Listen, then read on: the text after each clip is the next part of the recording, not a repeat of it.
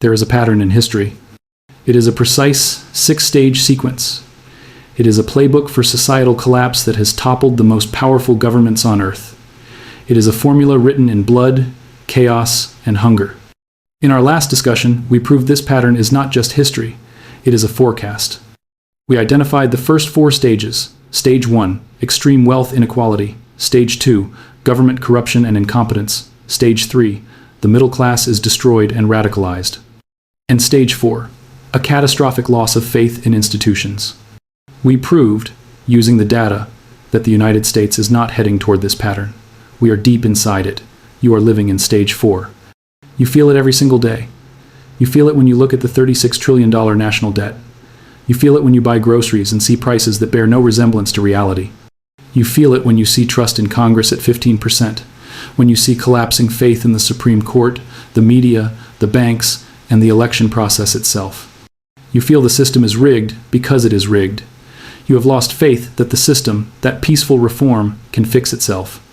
This is the end of Stage 4, and it is the psychological breakpoint for an entire nation. But what comes next? What happens when an entire population, or at least a significant part of it, truly, finally gives up on the system? Before we can look forward, we must look back, because the answers are not in the future, they are written in the past. To understand what is coming, you must understand the mother of all modern revolutions, France, 1789. In the 1780 seconds, France was not a backward country. It was the absolute center of Western civilization. It was the most powerful, most cultured, wealthiest nation in Europe. Paris was the capital of the world. The monarchy had ruled for 800 years. It seemed eternal, unshakable. But beneath the surface, the rot was total. If you feel the pattern I'm describing, and you want to know what's coming next, like this video, subscribe, and click the notification bell. The answers are in the past. Stage 1, extreme wealth inequality. France had 27 million people, divided into 3 estates. The first estate, the clergy, owned 10% of all land and paid 0 taxes. The second estate, the nobility, about 400,000 people, owned 25% of the land and paid almost no taxes. And then there was the third estate, everyone else. 26 million peasants, workers, and a rising middle class. They owned what was left, and they paid 100% of the taxes. Let that sink in. 1.5% of the population, the elites, paid nothing. 98.5% carried the entire burden. And it wasn't just taxes. It was humiliation. The nobility had privileges. They could hunt on peasant land, trampling their crops. They could demand unpaid labor. They lived in palaces like Versailles, disconnected from reality, while the people who fed them starved. By 1788, a bad harvest caused bread prices to spike. Bread was not a small part of the budget. It was 88% of a peasant's daily wages. When the price of a loaf of bread doubled, it wasn't an inconvenience. It was a death sentence. But the nobility, still eating 5-course meals, still throwing lavish parties, did not care. The gap between the elites and everyone else wasn't just economic. There was a complete, arrogant disconnect from reality. Stage 2, government corruption and incompetence. King Louis XVI was not an evil tyrant. He was worse. He was weak, indecisive, and incompetent. France was bankrupt. It had bankrupted itself fighting wars, including, ironically, helping America win its own revolution. The government owed billions. And the king's solution? Borrow more money. Raise taxes on the peasants. Cut nothing. The nobility refused to pay taxes. The clergy refused to pay taxes. And when the king's finance ministers tried to reform the system, the elites blocked them. The people with power would rather see the entire country burn than give up one single privilege. Sound familiar? By 1789, France was in a full-blown crisis. The government couldn't pay its debts, the people couldn't buy food, the system was broken. So Louis did something desperate. He called the Estates General, a representative assembly that hadn't met in 175 years.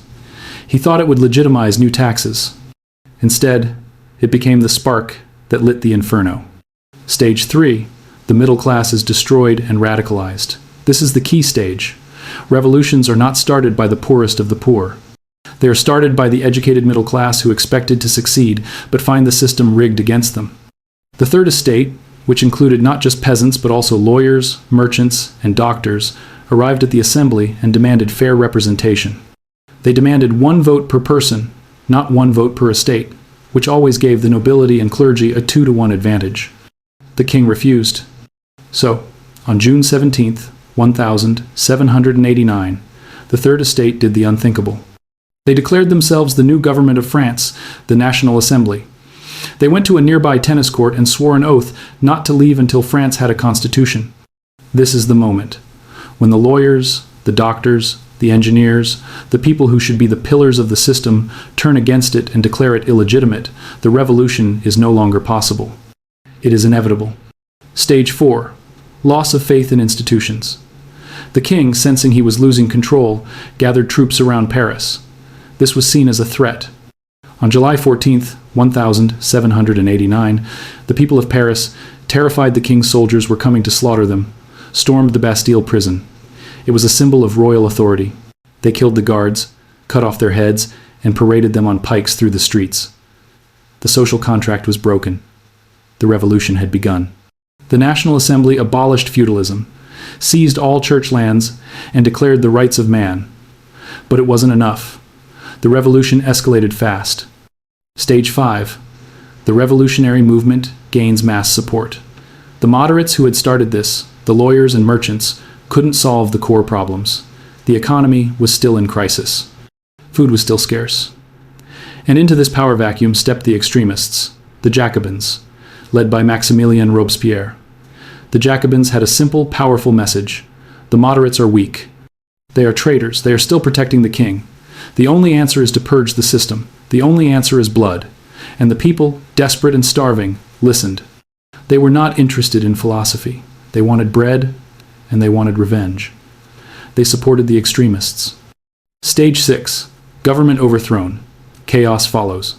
On January 21st, 1793, King Louis XVI was executed by guillotine in public. His wife, Marie Antoinette, followed him. And then, the reign of terror began. This is what Stage 6 truly looks like.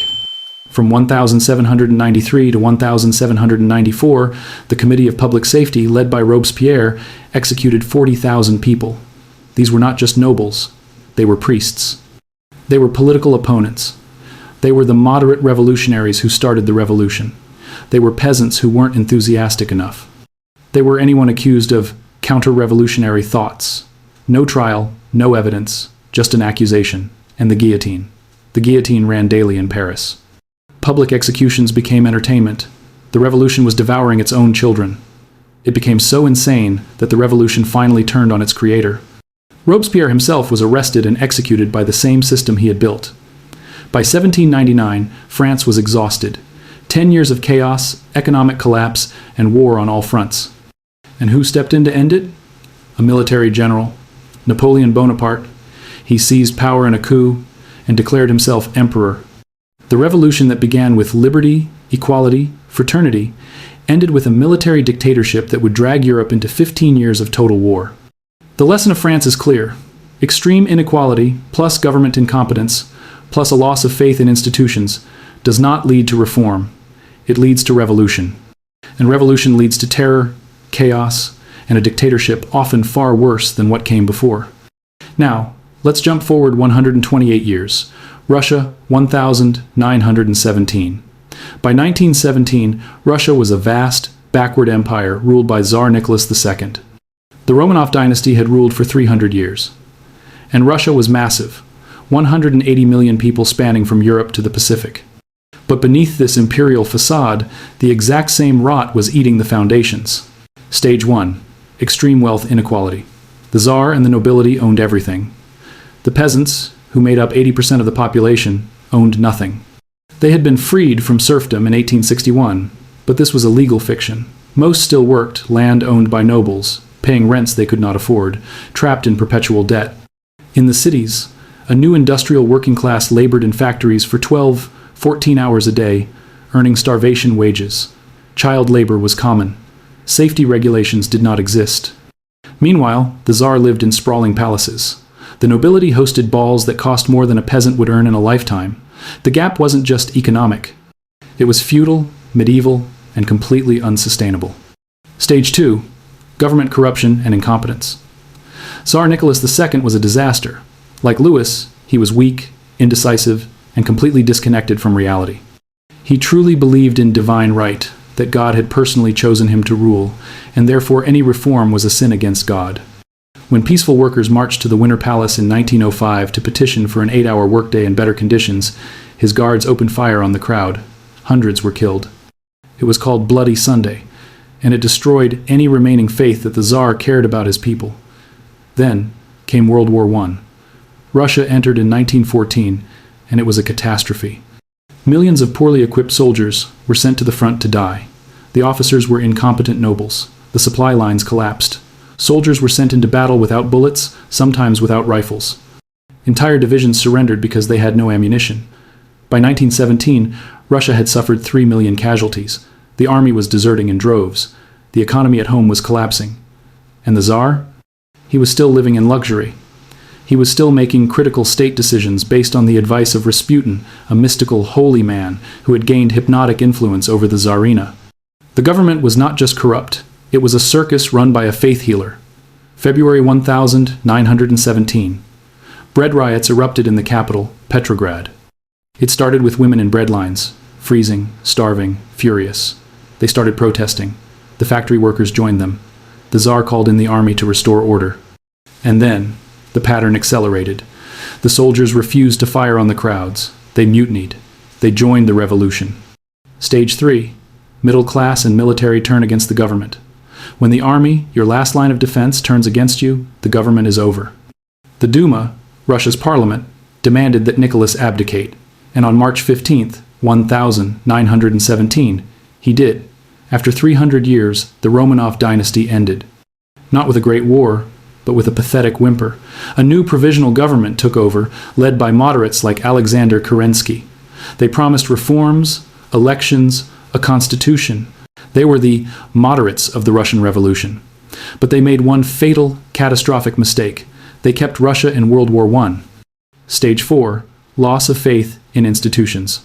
The soldiers wanted peace. The people wanted food. The provisional government delivered neither. Within months, it lost all legitimacy.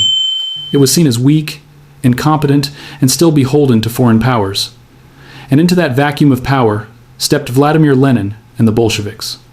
Stage 5. The revolutionary movement gains mass support. The Bolsheviks were a tiny, fringe, extremist party. Most Russians had never even heard of them. But Lenin was a disciplined, ruthless revolutionary. He promised 3 simple things: peace, land, bread.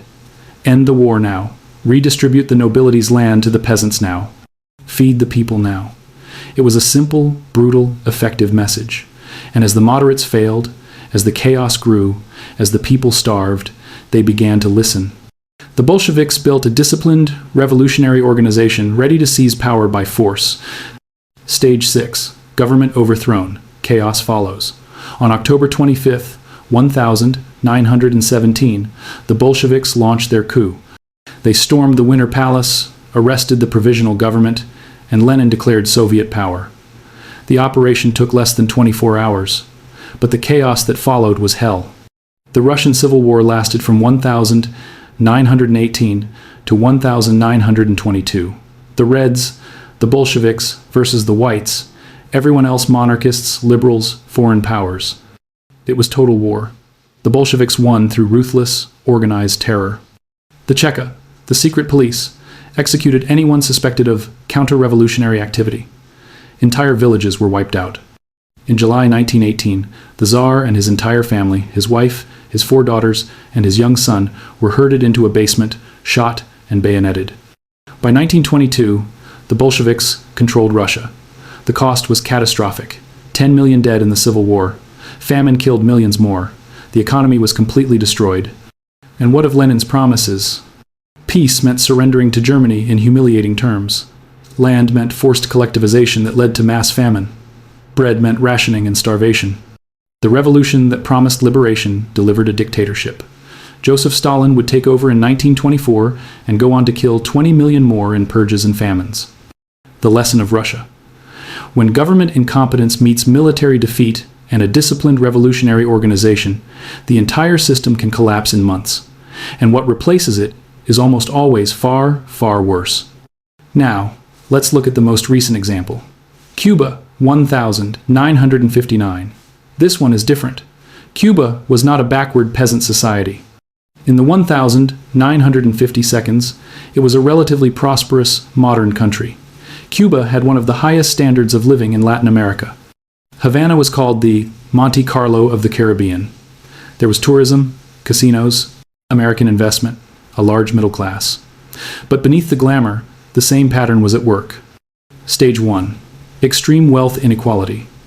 The wealth was entirely concentrated in Havana, and among a tiny elite connected to the regime of President Fulgencio Batista. The rural poor, especially in eastern Cuba, lived in abject poverty. Sugar plantations, many owned by American companies, dominated the economy. The profits flowed out of the country or into the pockets of Batista's circle.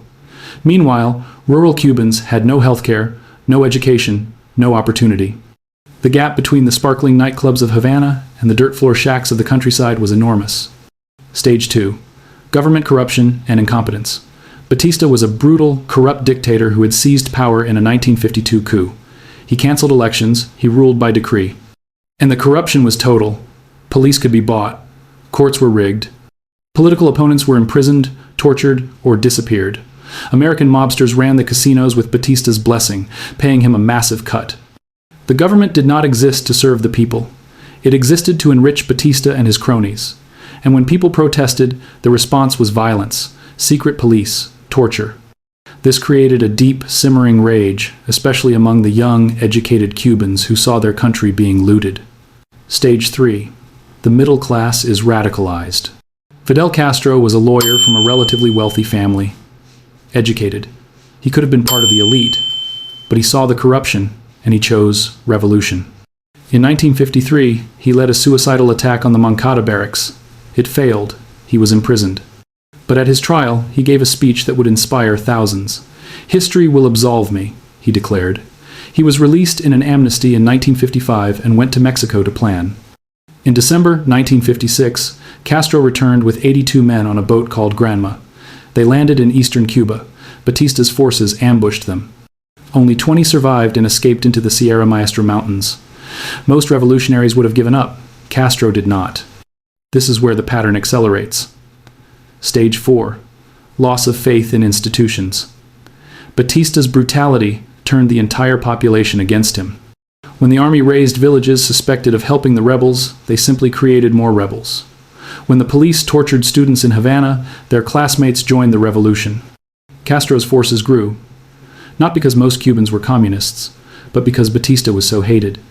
And the United States, which had supported Batista for years, finally started backing away. When your foreign patron abandons you, you are finished. Stage 5. The revolutionary movement gains mass support. By 1958, Castro had thousands of fighters. He had urban resistance cells in every major city. He had the support of the peasants who saw him as their defender. And Batista's army, corrupt and demoralized, was collapsing. Soldiers deserted. Officers fled the country with stolen money. On January 1st, 1959, Batista saw the end. He fled to the Dominican Republic with $300 million. On January 8th, Castro entered Havana, victorious. Stage 6. Government overthrown. Chaos follows. At first, Castro promised democracy. He promised elections. He promised a free press. But within months, the mask dropped. Political opponents were arrested. Show trials and public executions began. The press was censored, and Cuba was declared a communist dictatorship. Castro nationalized everything. Factories, farms, businesses. Anyone who resisted was imprisoned or executed. Hundreds were shot by firing squad in the first year alone. Thousands fled. The middle class, the educated lawyers and doctors who had supported Castro because they hated Batista's corruption, they learned too late. They learned that revolution does not bring freedom. It brings new tyrants. Cuba remained a dictatorship for 60 years. Fidel ruled until 2008. His brother Raúl ruled until 2018. The revolution that promised liberation delivered only poverty and repression. The lesson of Cuba: even in a relatively developed modern country, systemic corruption and brutality can trigger a revolution.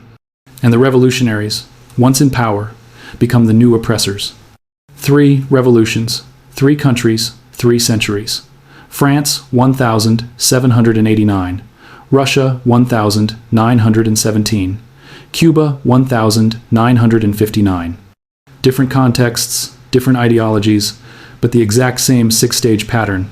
Let's break it down. Because once you see this checklist, you will understand why what is happening in the United States right now should terrify you. Stage 1. Extreme wealth inequality. In all three cases, wealth was concentrated in a tiny, parasitic elite, while the masses struggled. In France, the nobility and clergy paid no taxes. In Russia, the Tsar and the nobles owned everything. In Cuba, Batista and his connected elites looted the entire country. The specific numbers varied, but the pattern is identical. When the top 1% controls 25 to 40% of the nation's wealth, when the gap between the rich and the poor becomes visible, public, and insulting, resentment builds. This alone does not cause revolution. Inequality has always existed, but it is the foundation. It is the dry kindling. Check. Stage 2. Government corruption and incompetence. In all three cases, the government was seen as illegitimate, serving only itself. In France, Louis XVI couldn't reform and kept borrowing. In Russia, Nicholas II was an incompetent mystic, disconnected from reality. In Cuba, Batista was a corrupt dictator who rigged courts and murdered opponents.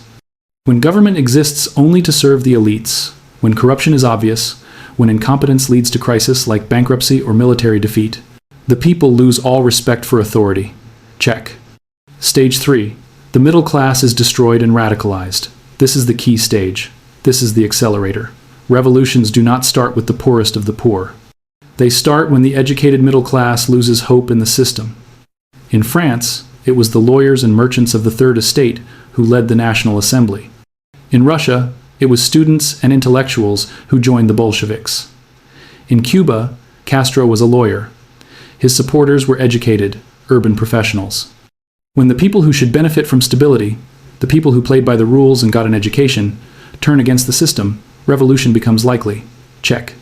Stage 4. Loss of faith in institutions. When people stop believing that the system can fix itself, the social contract is broken. In France, the Estates General became a revolutionary body. In Russia, the soldiers refused to defend the Tsar. In Cuba, everyone knew Batista rigged the elections and the courts.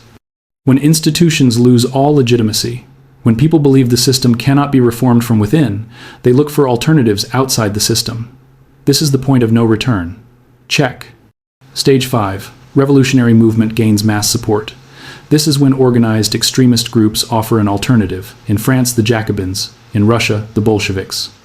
In Cuba, Castro's 26th of July movement. They promise justice. They promise to punish the corrupt. They promise a better future. And the people, desperate for change, support them not because they love the revolutionaries, but because they hate the current government more. Check. Stage 6. Government overthrown. Chaos follows. This is the culmination. The old order collapses. In France, the king was beheaded, and the terror followed. In Russia, the Tsar was executed, and a civil war killed millions. In Cuba, Batista fled, and Castro became a dictator. And here is the pattern within the pattern. The revolution never delivers what it promises. It delivers blood, purges, and new tyranny. Check. Now, let's talk about the United States in 2025, and why every single one of those warning lights is flashing red. Stage 1. Extreme wealth inequality. Check. In 1980, the top 1% in America controlled 8% of the nation's wealth. Today, they control 32%. That is higher than the wealth inequality in France in 1789. The top 0.1%, about 130,000 households, now own more wealth than the bottom 90% of the country, which is 117 million households. The gap between the billionaires and everyone else is larger than any time in American history. Larger than the Gilded Age, larger than the 1,920 seconds before the Great Depression. And this wealth is visible. Private jets, mega yachts, space tourism, while the middle class cannot afford homes, while they cannot afford health care, while they cannot afford to send their children to college, while millions of Americans work 2 or 3 jobs just to survive, the rage is building, and it is justified. Stage 2. Government corruption and incompetence. Check. Trust in Congress is at 15%. Trust in the Supreme Court is collapsing. Half the country believes elections are rigged. Insider trading by members of Congress is rampant. Lobbyists write legislation, corporations own politicians, and nothing gets done. Infrastructure is crumbling. The debt is $36 trillion and climbing. Problems that should be solved aren't because government doesn't serve the people. It serves donors. When both parties are seen as corrupt and incompetent, when voters believe the system is rigged, faith in democracy dies. Stage 3. The middle class is destroyed and radicalized. Check. The American middle class is being hollowed out. College is unaffordable. Housing is unaffordable. Healthcare costs are bankrupting families. Wage growth is stagnant while asset prices explode, and young people, educated young people, can't achieve what their parents had. They're drowning in student debt, can't buy homes, can't start families, and they're angry. When lawyers, teachers, engineers, the people who should be succeeding are failing, they radicalize, they look for someone to blame, and they find targets. The elites, the billionaires, the system. This is how revolutions start. Not with the poorest, with the educated who expected better. Stage 4. Loss of faith in institutions. Check. We are here right now. Trust in media is at all-time lows. Trust in police has collapsed. Trust in elections is broken. Half the country believes the 2020 election was stolen. The other half believes the January 6th riot was a coup attempt. Neither side trusts the other. Neither side believes the institutions are legitimate. The courts are seen as political. The FBI is seen as political. Everything is seen through a partisan lens. When that happens, when people stop believing in shared institutions, the country is no longer united. It's two nations occupying the same territory, waiting for a spark. France had the Estates General. Russia had Bloody Sunday. Cuba had Batista's brutality. America, it could be anything. A contested election, an economic crash, a political assassination. The kindling is dry. We're just waiting for the match. We're in stage 4, and history says stage 5 comes next. Stage 5. Revolutionary movement gains mass support. This hasn't happened yet, not fully, but the pieces are forming. On the left, there's growing support for socialist policies, wealth redistribution, eat the rich rhetoric. On the right, there's growing support for authoritarianism, strongman leaders, extra legal measures. Both sides increasingly believe the system is broken beyond reform, that it needs to be torn down and rebuilt. When the moderates lose control, when the extremes gain mass support, stage 5 is here, and we're closer than most people realize. Stage 6 is what no one wants to think about, because stage 6 is chaos. In France, 40,000 executed in the terror.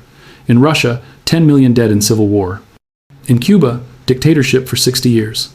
American exceptionalism says it can't happen here. We're too stable, too wealthy, too democratic. That's what they said in France. Russia was an empire that had lasted 300 years. All three collapsed. The pattern doesn't care about exceptionalism. The pattern is mathematical. What would stage 6 look like in America?